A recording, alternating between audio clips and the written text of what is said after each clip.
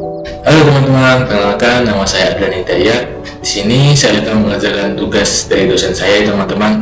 Tugas mata kuliah Mekanika Tanah 2. Nah, di sini saya akan sedikit menjelaskan tentang distribusi tekanan dalam tanah.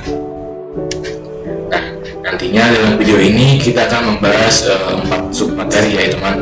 Yang pertama pendahuluan, kemudian ada teori Boussinesq, dan kemudian ada beban titik dan beban merata. Kita masuk dalam yang pendahuluan. Hitungan tegangan-tegangan yang terjadi dalam tanah berguna untuk analisis tegangan-tegangan dan penurunan settlement. Bergantung pada sifat tanah saat mengalami pembebanan. Tanah dianggap bersifat elastik, homogen, isotropis, dan terdapat hubungan linear tegangan-tegangan.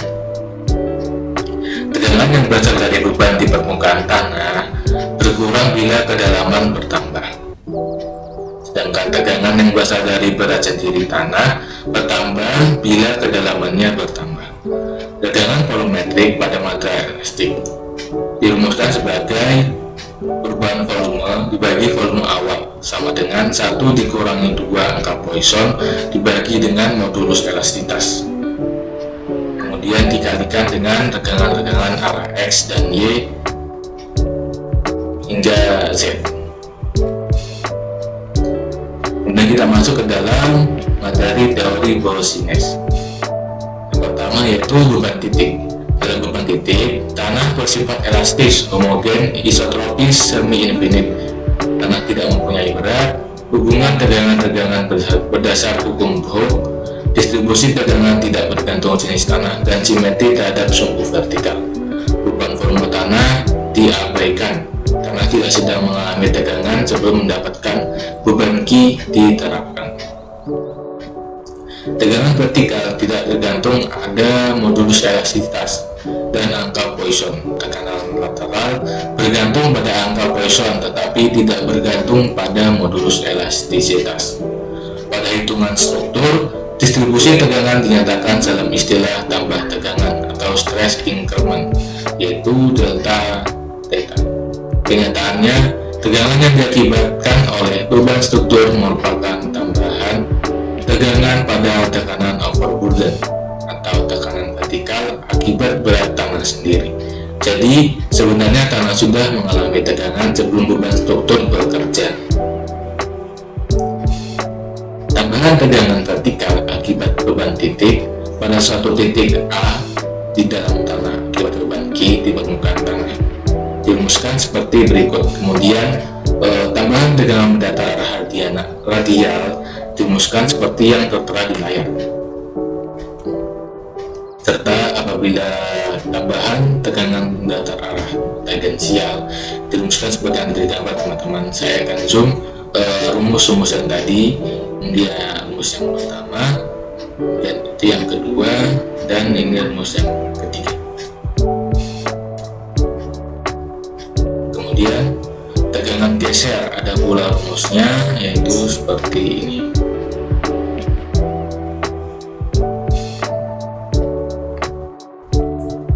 Serta persamaannya.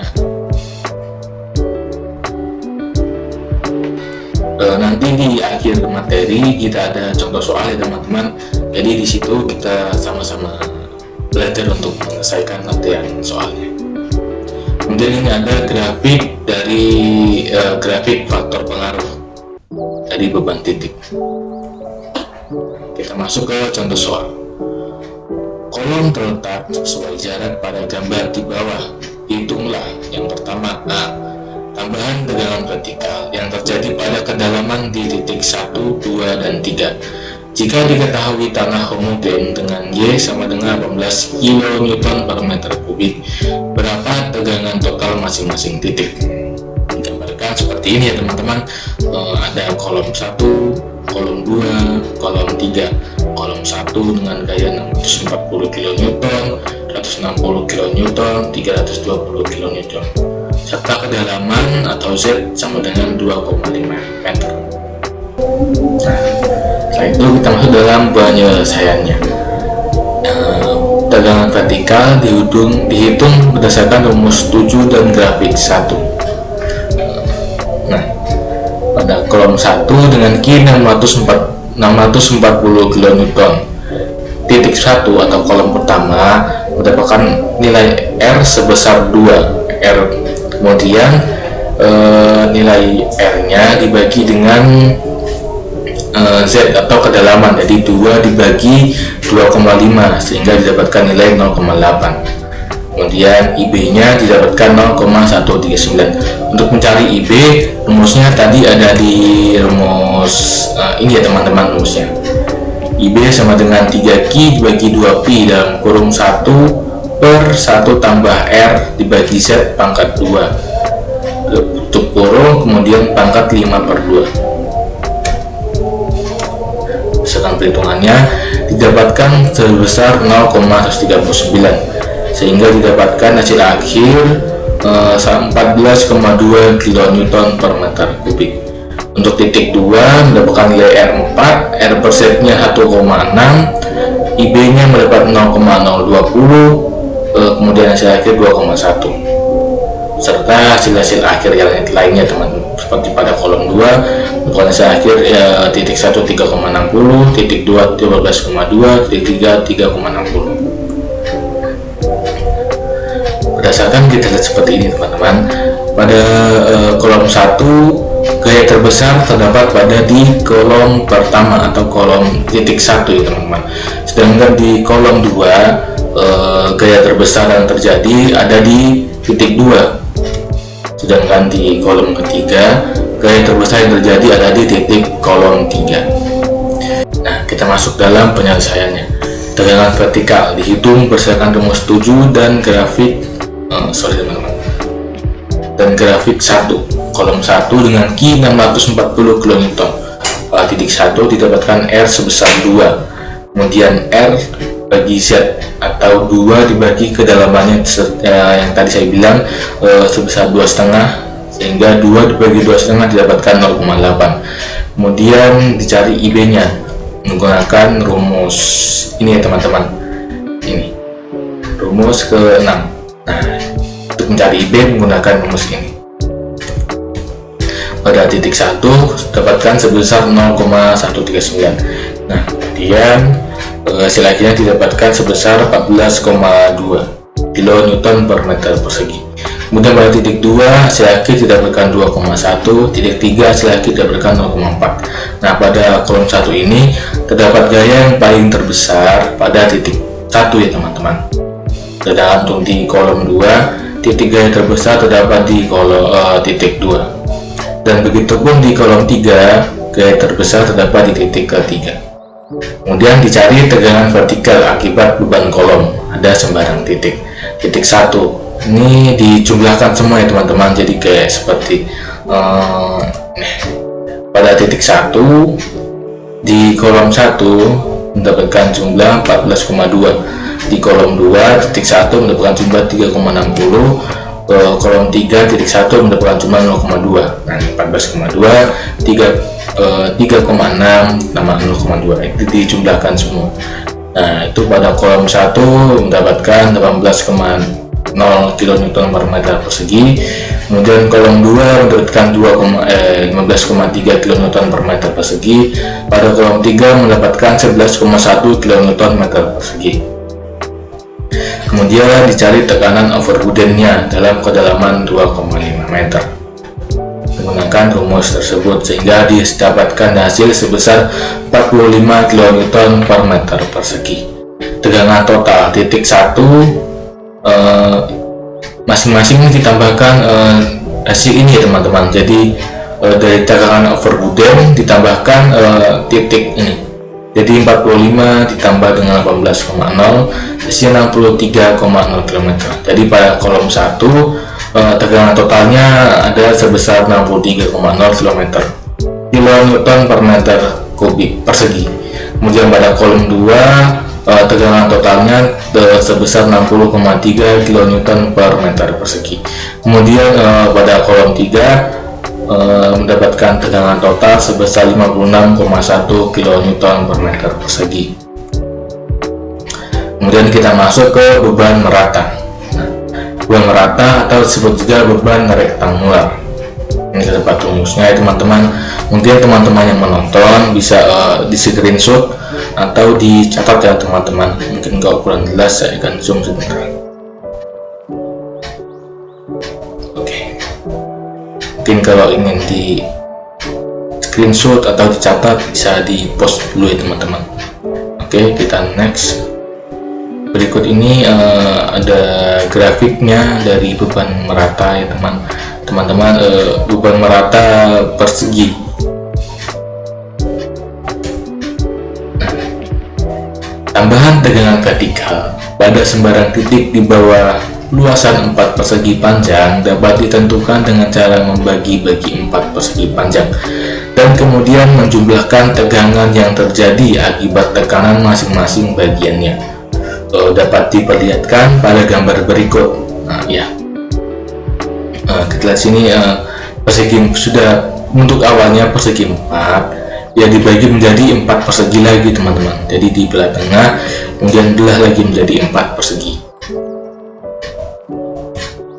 Kita masuk ke contoh soal 2, beban merata bentuk persegi. Contoh soal 2. Fondasi 3 meter kali 4 meter mengalami pembebanan terbagi rata sebesar 120 kN per meter persegi. Hitung tambahan tegangan di titik A pada kedalaman 2 meter. Hitung tambahan tegangan vertikal di titik B pada kedalaman 2 meter. Titik A berada di sudut kiri atas dan titik B berada di tengah-tengah dari fondasi tersebut. Lebar fondasi 4 kali 3 ya teman-teman. Untuk penyelesaian diketahui B 3 meter, L 4 meter, Z atau kedalaman 2 meter, M sama dengan B per Z sama dengan 3/2 multiplikan dengan 1,5 dengan N, L per Z sama dengan 4/2 sama dengan 2. Dari diagram pada US Navy 1971 diperoleh I dengan 0,222 dan QL sama dengan 120 kali 0,222 sama dengan 26,64 kN persegi. Untuk menentukan tambahan tegangan vertikal di pusat beban luasan fondasi dibagi menjadi 4 bagian yang sama. Ukuran masing-masing luasan adalah 1,5 kali 2 atau 1,5 kali 2 meter. Dengan B 1,5 meter, L 2 meter, Z atau kedalaman 2 meter. Dengan M, B per Z sama dengan 1,5 dibagi 2 sama dengan 0,75. Dengan N atau L per Z sama dengan 2/2 sama dengan 1. Dengan menggunakan diagram US Navy 1971 diperoleh I sebesar 0,157. Jadi tambahan tegangan di pusat luasan fondasi didapatkan sebesar 75,4 kN persegi. Oke, kita masuk dalam materi beban merata melingkar atau beban merata lingkaran. Beban terbagi rata berbentuk lingkaran dengan integrasi dari persamaan beban titik dapat diperoleh besarnya tambahan tegangan di bawah pusat fondasi. Ditentukan dengan persamaan seperti berikut. Ini untuk bentuk gambarnya dari beban merata melingkar, dan ini rumusnya ya teman-teman. Karena dA sama dengan RD theta dr integrasi persamaan tegangan akibat beban terbagi rata lingkaran, maka didapatkan rumus seperti berikut. Seperti ini teman-teman. Nah, ini adalah grafik dari beban merata berbentuk lingkaran. Nantinya akan digunakan dalam contoh soal ya teman-teman. Nah, ini contoh soalnya. Beban merata melingkar. Tangki minyak berbentuk lingkaran berdiameter 4 meter mendukung beban Q sama dengan 120 kN per meter persegi. Hitunglah tambahan tegangan di bawah pusat tangki pada kedalaman 2 meter.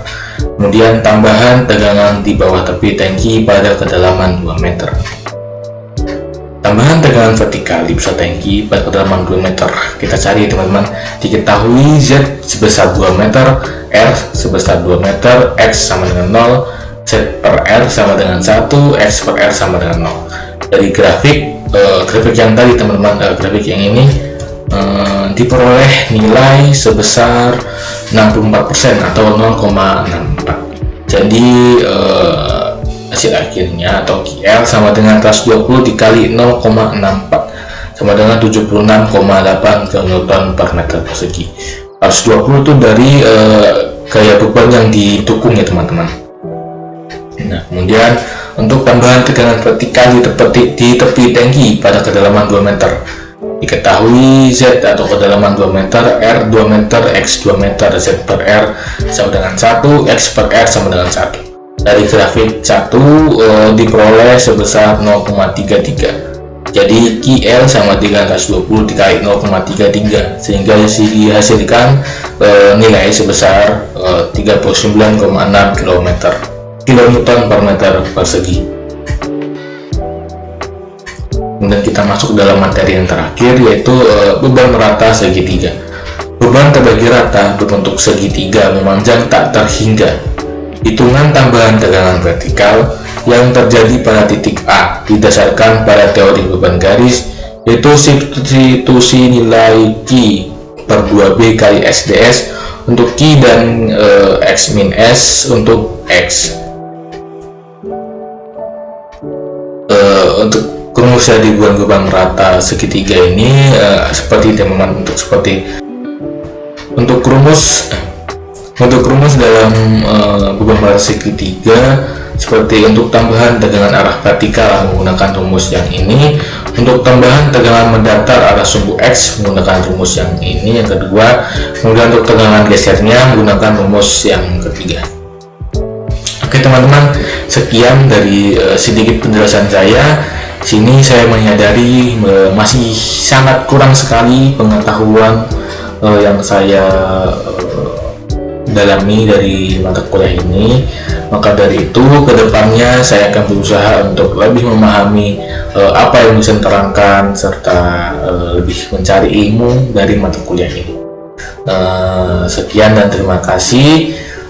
Apabila terdapat kesalahan dalam perkataan serta materi yang ada, saya ucapkan mohon maaf sebesar-besarnya, dan saya ucapkan terima kasih karena sudah menonton video ini. Sekian dan terima kasih.